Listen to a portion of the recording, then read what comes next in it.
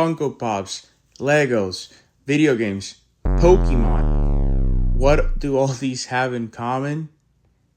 They're all hobbies, okay? Hobbies, obviously, they can be enjoyed by anyone. They can be enjoyed by kids, adults, teenagers, you name it. But they require tons and tons of money. And let's talk about it, right?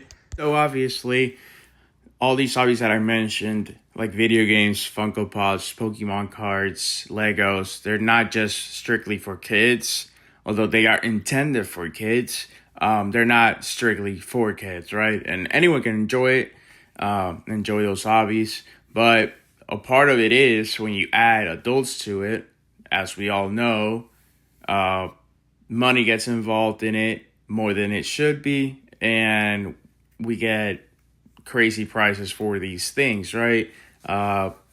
Obviously, as we all know, most likely, Pokemon's probably the worst offender of this. We have a bunch of scalpers and Lego too, although not as maybe as bad as Pokemon.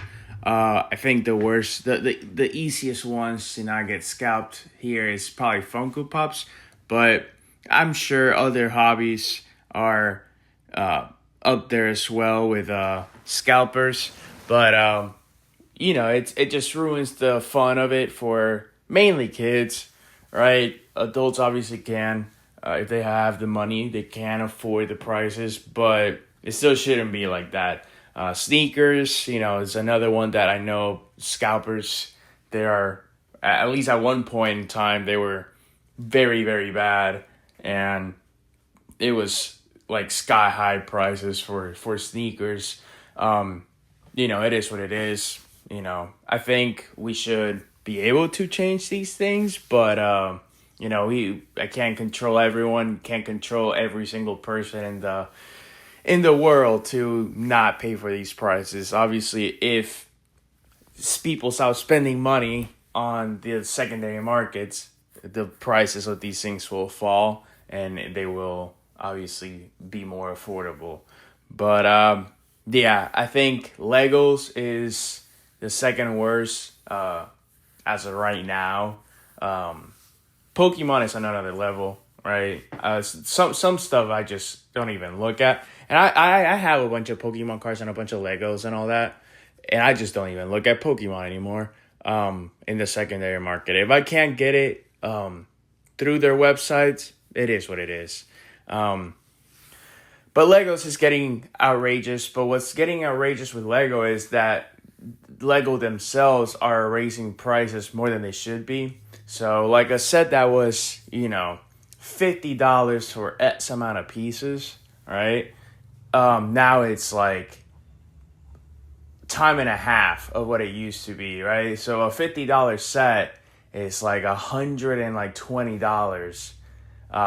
Obviously, with inflation after a long time, yes, they're going to raise prices. But one thing is that, then one thing is like a little bit of greed as well. Like they know adults are buying from them, mainly adults. And they're making these crazy sets that no child is building by themselves. Like the Death Star set, that's like $1,000. Or the AT-AT, that's like $700, $800, something like that, right? No child's going to be buying these sets. And Lego knows that. And they still make these sets constantly, right? It's not just like a once a year thing. It's like once every like 3 months they drop something like that. And obviously it's the adults that are paying for that.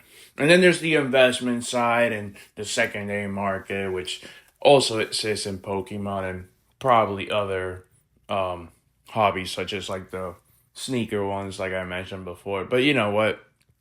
I think we need to stop paying these scalpers and just making better choices as a collective unit. And I think prices will drop eventually.